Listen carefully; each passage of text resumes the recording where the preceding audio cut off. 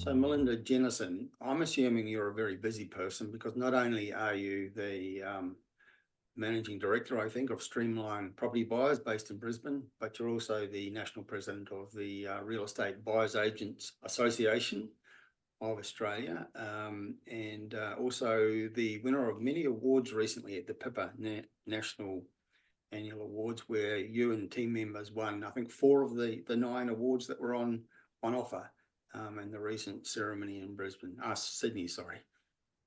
Yes, thanks for the introduction. We're very excited to be recognised amongst our peers. As you would agree, there was a room full of very credible operators, and we felt privileged to be recognised amongst a room full of high caliber professionals. But I'm super proud. I was awarded the QPIA Buyers Agent of the Year, and also the QPIA Property Investment Advisor of the Year, and our staff member, Briley Maddock, was also awarded the QPIA New Graduate of the Year and also the QPIA of the Year. So Briley has been working alongside me for the last 2 years and 3 months. So I'm super proud of her achievements as well in this industry. And it's wonderful to be a mentor for someone new to develop their skills and help them to become the best investment advisor that they can be. Yeah. So a great outcome for your business, given that national awards, and I was there, and the room was full of very, very good businesses right across the country. So all credit to you and your team. Today we're talking about why so few Australians achieve the status of what we call the 1%, the less than 1% of Australian investors who own 5 or more properties. In other words, have a portfolio. The official figures show that 90% of investors own just 1 or 2.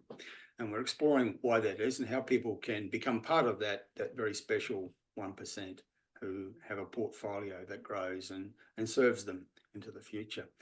But if we could go back to the beginning for you, Melinda, as a property owner and investor, did you buy your first property? How much did you spend? Do you still own it? And do you happen to know what it might still be worth today? Well, I do remember when I purchased my first property, because it was as soon as I moved out of home. I never rented property because my dad was a property investor, and he always taught me that rent money was dead money. And rightly or wrongly, that was just the mindset that was embedded into me as I was growing up. So the first purchase that I made was in conjunction with my now husband. We were dating together, but I said, well, I can't move out with you and rent. We're going to have to buy a property together. And that was back in 1996 in the month of June. And that was a very modest 3-bedroom home in the inner northwest suburb of Brisbane. And I paid $115,000 for that home. So it was definitely a foot into the market. At the time, I admit it felt like a lot of money. And at that time, I was only first year at university. So I had saved a lot of money as a teenager, working part-time in my job. But I knew that if I had a little nest egg to contribute towards a deposit, then that would get me started and I could start my own investment journey. Yeah. Do you still have it? And any idea what it might be worth today? I don't still own that property because we use that property as a stepping stone to upgrade our home at a later point in time. I wish I did still own that property because right now the same property would be worth around the mid $900,000 dollar price point. So it just goes to show that time in the market does a lot of the heavy lifting. But we owned that property for a number of years, sold it in 2001. So the price we sold that for was $149,000. So we definitely generated some equity just by holding the property for 5 years. But we used the money that we'd made from that property towards the deposit of our property that was much closer in towards the CBD. I'm very lucky to be married to a builder. So any property that we've purchased has been fairly original condition, and we've been able to manufacture equity into the homes that we've owned. So the home that we bought in 2001 is still our current home.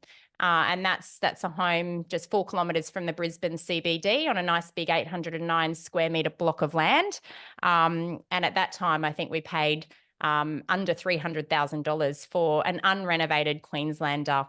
Now, obviously, the test of time's done the heavy lifting. The land alone would be worth probably close to $2 million, but we've been able to renovate. In fact, over that period of time, we've renovated a couple of times, and, we still enjoy the same location this many years later. Now, which is probably a nice segue into my next question. I'm interested in your philosophy, which underpins your real estate investment. It appears to be buying real estate and adding value, as well as buying real estate in good locations and holding it long term. Yeah, it definitely is. So I absolutely agree that, you buy the best location that your money can afford. And providing that you're buying a home that has the capacity to be lived in, my philosophy is that you can make those modifications and improvements to the property and manufacture equity, because it's the land and the location that can never be changed in any home or investment that you purchase. And I've applied this same principle to investment properties that we've accumulated over time as well. We buy for location and we buy for long-term growth opportunity. And as long as the property appeals to the demographic of who lives in that location, it doesn't need to appeal to me personally. But if it appeals to the demographic of who lives there, and if it has the capacity to be improved through renovation or improvement, then it is the right asset for me. Now, obviously, my risk appetite is going to be slightly higher than others, and I'm very fortunate to have a husband who's got the skill set and the contacts to be able to add value to properties when we do purchase. But that's definitely been our philosophy. And, whilst there have been properties, which I'm sure we'll talk about, that we have offloaded on our own investment journey, the philosophy that I hold is, as long as possible, you hold those assets in the portfolio. Okay. So when I started out, I thought the way to succeed and to achieve an improvement in my overall wealth was to trade up, and buy and sell real estate. What's your philosophy? I'm surprised how many people I encounter in our business who think that flipping property is the way to go. What do you think?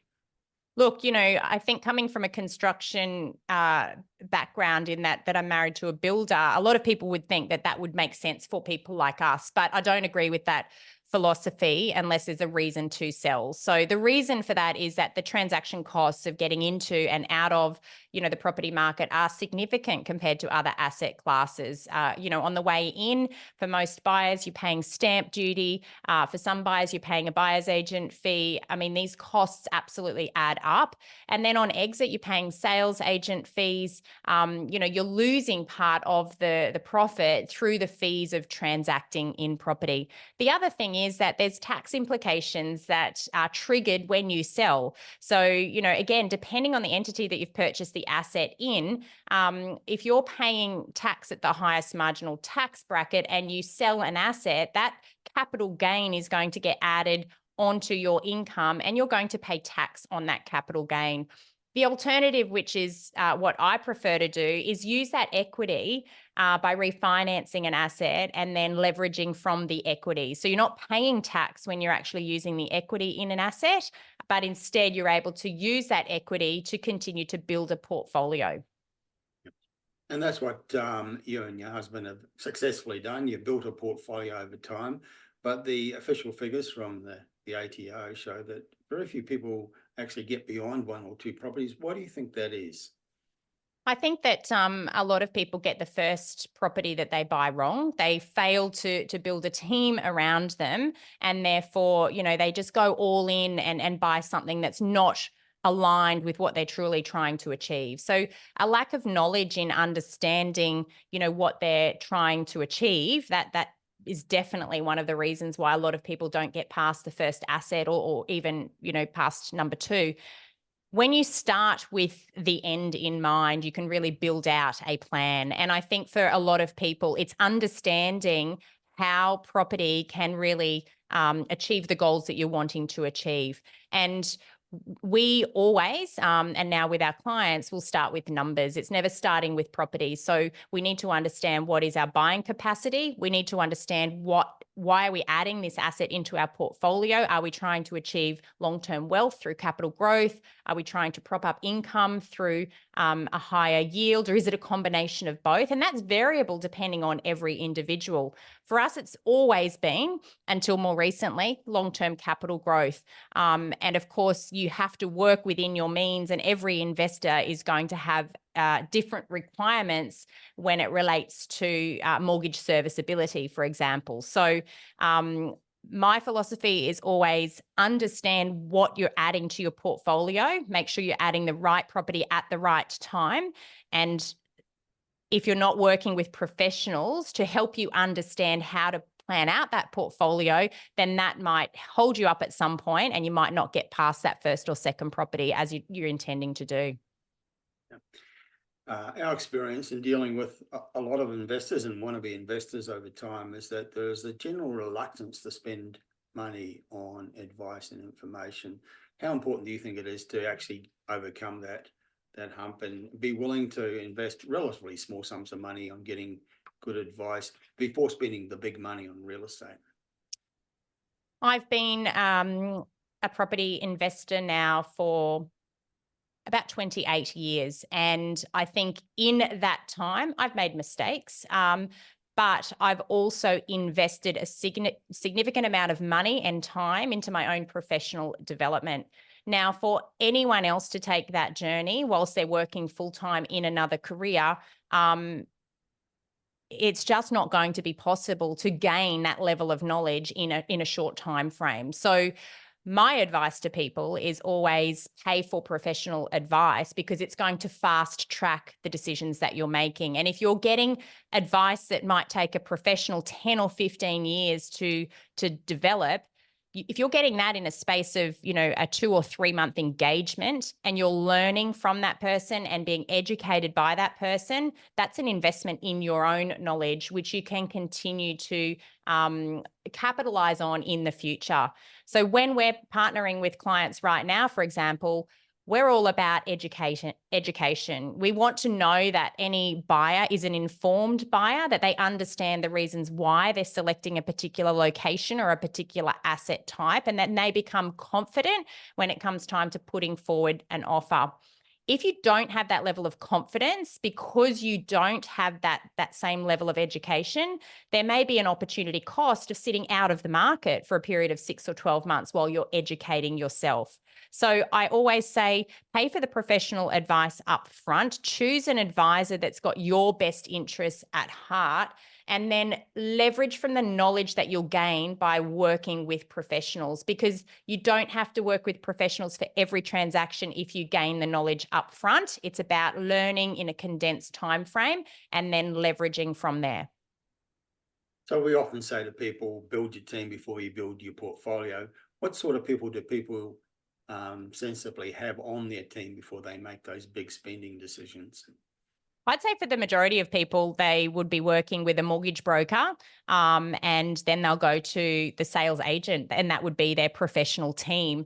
For those that are more informed, they should be talking to their accountant to get advice on the best structure for their purchase or the allocation of ownership based on an individual's circumstances. If you're buying as a couple, for example, you definitely should be talking to an investment savvy mortgage broker who's not only going to write a loan for the best interest rate, but is going to provide you with strategy of how to ensure you're building out a portfolio in the most tax effective way based on your personal circumstances.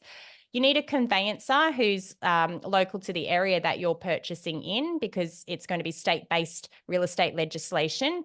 That conveyancer needs to be there for you for contract reviews, to develop special conditions on contracts and advise you throughout that purchasing decision.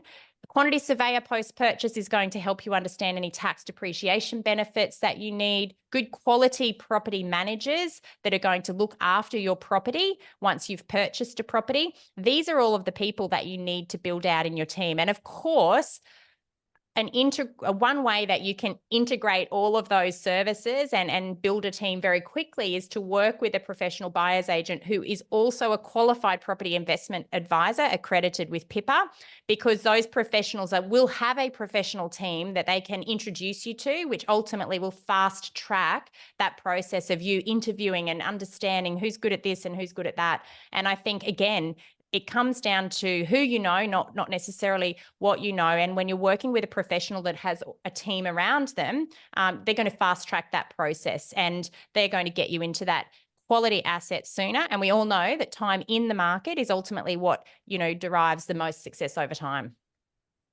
I know we've already touched on this point, but it's worth reiterating, I think. How important is it to get that first one right?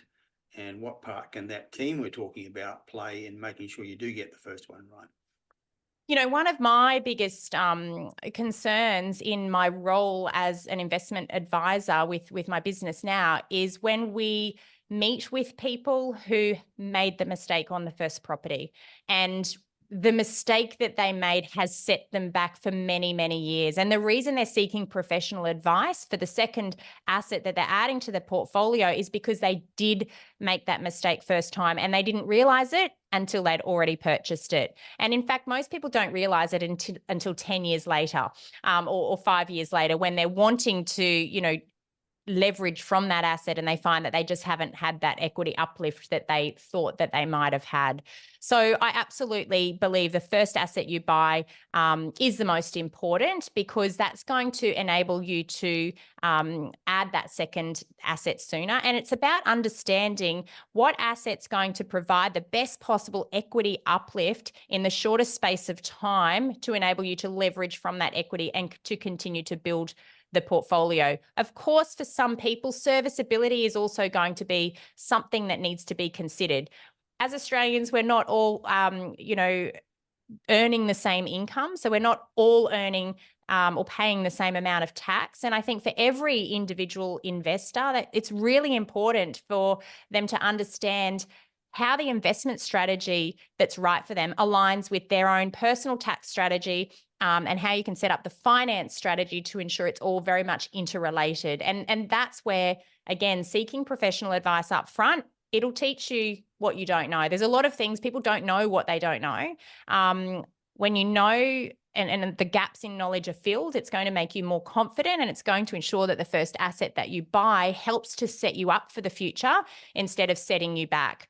Nothing pleases me more than hearing from clients who we might have only helped 4 or 5 years ago, and they're coming back and they're ready to add that next asset into the portfolio. Now, of course, I'm not suggesting that that's all off the back of our personal advice. Australia as a whole has boomed in that time frame. But in saying that, we just had an email off the back of some information that we sent out with our latest market update earlier this week. And it was from someone who had used a professional to purchase in a regional area in Queensland 10 years ago. And they said their property value is still worth half of what they've paid. Stories like that devastate me, because they'd purchased that asset in their self-managed super fund, and they have come to us saying, what can we do? These are the stories that people unfortunately don't like to share, but it does happen. And there are areas where, people have lost a lot of money in property. And so people need to be aware that, you need to trust the advisor that you're seeking the advice from. And if they are a PIPA accredited qualified property investment advisor, it's going to give you the best assurance that you're working with a credible provider. Sure. And I can identify with that anguish you feel when you hear those stories of people who made very bad choices. A few years ago, I did a strategy session with an investor who bought 5 properties, all of them in mining towns or mining related towns in central Queensland, and they were all worth a fraction of what they paid. And it's almost like there's almost no way back from that kind of catastrophe. So true. And I think, when you hear stories like that, you realize why you do what you do. Obviously, you can't help everybody, but you do touch the lives of people, and you make a difference in transforming their level of knowledge and their level of confidence, and ultimately impacting on their livelihood. And that's what we're here to do, to ensure that we're actually making a positive contribution to people's future wealth position. Speaking of professional advice, if you could go back in time and speak to yourself in your twenties, perhaps starting out with your real estate journey, what advice would you give to yourself? I actually had to have a really good think about this, because by the time I was 25, I'd already added or purchased 3 properties. My advice to my younger self would be, don't go for the lifestyle asset too soon, because the next asset that we added into our portfolio was a unit at Noosa. And we held on to that unit for about 7 years. And that's one of the properties that we decided to sell because of underperformance. So, when people talk about making mistakes, that's one of the mistakes that we made as we built out our own property investment portfolio, because we felt like it would be nice to own an asset at Noosa so we could go and use it. But the reality was, we actually got a lot more money in school holidays through the rental income. So we didn't want to use that asset ourselves at that time. So it no longer even met our needs as a lifestyle asset. And we'd also had 3 children, so we no longer fit in the 2-bedroom unit. So we just offloaded it. And I think that was the best decision that we made, because it freed up some capital that we could then invest or reinvest back into assets that we knew could deliver higher and better performance. The other advice I'd give to myself is, understand every decision you make in relation to property, because one of the other mistakes that we made, rightly or wrongly, it didn't set us back financially, but we did invest with another couple in our journey.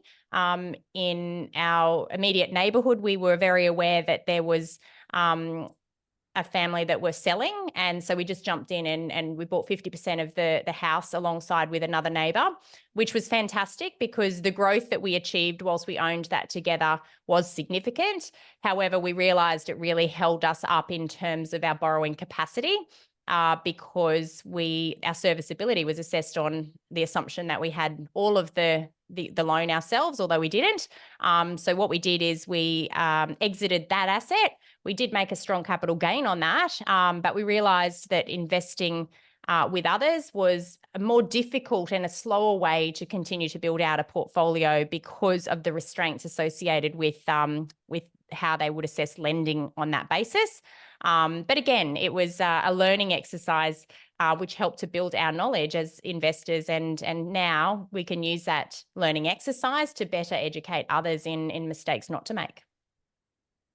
Well, I think you've definitely answered my next question, which was about the mistakes you've made along the way and the ones that you would urge investors to avoid. But I think, isn't it one of the best reasons to get right at the beginning really good advice, learn from the mistakes others have made? It seems that people feel the need to learn the mistakes themselves firsthand, rather than avoid them by speaking to people who have been there and done that. Yeah, I absolutely agree. I mean, I have 3 young adult boys. They're not boys, they're young men. They're my sons. My eldest is 21. And one thing that I have consistently, taught him is that every time you earn income, you need to set aside some as savings. You'll never buy your first property unless you build a savings buffer when you're young. And it is a different generation. I mean, my sons, they love going out and buying their lattes and having their avocado on toast. That is the younger generation. But I think the more that we teach them that you do have to make sacrifices when you are young in order to live a more financially free life when you're older. And I think that's probably one of the biggest things that younger people, there's a lot of instant gratification in the world today. People like things done now. They like to have the big wins now, whereas having the ability to have some patience and having some long-term wins, it's harder for the younger generation to really understand the power of those compounding gains. So yeah, in terms of mistakes, I think that, you know, I've shared the mistakes that we've made along the way with you. And I feel that, you know, as we move forward in the future, I think that engaging with professionals at a young age for anyone that's out there that's not yet built out a portfolio is just going to make the most sense in ensuring that you're working or achieving the goals that you're setting out to achieve. Okay. And just finally, what do you think are the biggest myths and misconceptions that most people have about real estate investment? I think there's a big myth that you can make a lot of money instantly. And I think there's a lot of marketing out there that suggests you can buy high growth, high cash flow properties and live a wonderful life off property investing.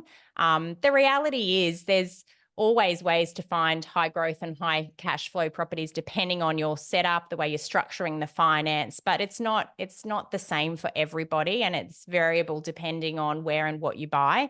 I will say that, you know, people need to understand the difference between clever marketing and quality advice. And I think that's the biggest issue in our industry today. As the president of the Real Estate Buyers Agents Association of Australia, I know in the buyer's agent industry, there's a lot of very credible operators who abide by professional codes of conduct and they operate in a very ethical way. Unfortunately, there's also buyer's agents who don't operate with the highest level of ethics. They potentially are not adequately licensed or trained to be, you know, transacting in property. And I think that the same can apply for property investment advice. And the space, you know, there's definitely some very credible operators who are very ethical in the advice that they give. But at the same time, there's others that might be suggesting that they're giving investment advice, but in fact, they're not even charging for that advice, but instead they're making money from developers by suggesting, you know, brand new stock. And we would call those people property spruikers. So I think for the consumer, it's very important to try and dissect through the noise that's out there and get the advice from a credible operator. And as I've pointed out, someone who's PIPA accredited and carries the QPIA qualification is going to be the best starting point. Okay. I think that's a wonderful note to end this discussion. Melinda, Jennison, thank you so much for your time and sharing with us today your expertise and experience gained over being there at the coalface of the industry for, I think you said 28 years now as an investor. That's right. That's when I was 19 years old when I purchased my first property. So you can add those years on and have a guess of, you know, my current age. But yeah, property is my passion, and I've come from an academic background and applied those academic research methods into property, which is where my passion lies. And I've been working as a professional now in this industry for 7.5 years, and there's nothing that I love more than helping others to build their investment portfolio and find their perfect home. Okay. Thank you again, Melinda, for your time today. Thank you for having me, Terry.